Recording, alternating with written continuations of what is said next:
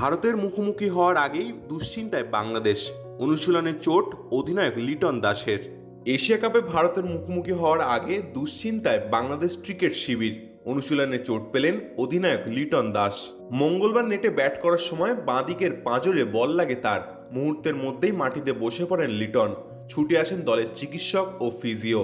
চোট পরীক্ষা করে তাকে অনুশীলন থেকে সরিয়ে নিয়ে যাওয়া হয়। পরে মাঠের ধারে বসে সতীর্থদের প্র্যাকটিস দেখতে থাকেন বাংলাদেশ অধিনায়ক। তবে ভারতের বিরুদ্ধে খেলতে পারবেন কিনা তা নিয়ে তৈরি হয়েছে অনিশ্চয়তা। বাংলাদেশ ক্রিকেট বোর্ড জানিয়েছে বাইরে থেকে দেখে গুরুতর মনে হচ্ছে না, কিন্তু চূড়ান্ত সিদ্ধান্ত নেওয়া হবে মেডিকেল টিমের রিপোর্টের পর।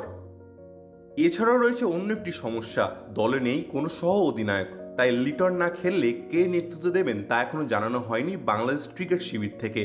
যদিও কোচ ফিল সিমন্স বিকল্প ভেবে রেখেছেন, সেক্ষেত্রে একাদশে ঢুকতে পারেন পারভেজ হোসেন ইমন। এদিকে এখনো পর্যন্ত সুপার ফোরে অপরাজিত ভারত। বুধবার সূর্যকুমার যাদবের সামনে নামবে বাংলাদেশ। তবে ভারতকে নিয়ে বাড়তি ভীত নন কোচ সিমন্স। তার দাবি, ম্যাচের দিনই পারফরমেন্সই আসল, আর ভারতকে হারানোর ক্ষমতা বাংলাদেশেরও রয়েছে। Our next match against India. India played top-notch cricket throughout the tournament. Many fans, many critics think that it's not possible to beat India. Do you think Bangladesh have the ability to beat India? Every team have the ability to beat India. The game is played on the day.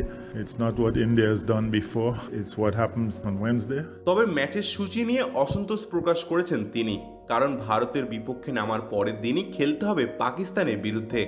সিমন্সের কথায় টানা 2 দিনে আন্তর্জাতিক match খেলা সহজ নয়, তবে চ্যালেঞ্জটা নিতে প্রস্তুত বাংলাদেশ। সব মিলে ভারতের বিপক্ষে নামার আগে বড় ধাক্কা বাংলাদেশ শিবিরে লিটনের চোট। তিনি শেষ পর্যন্ত মাঠে নামতে পারবেন কিনা সেটাই এখন 1 কোটি টাকার প্রশ্ন।